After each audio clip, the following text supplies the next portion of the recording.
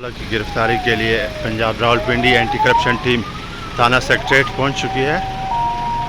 ये आपको देख सकते हैं।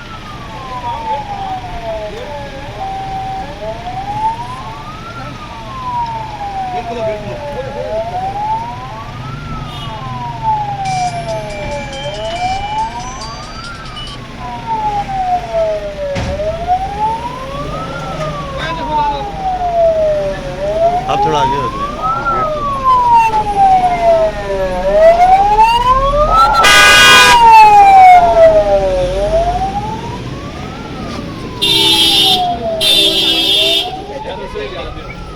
गड्डी आंदे यार गड्डी आंदे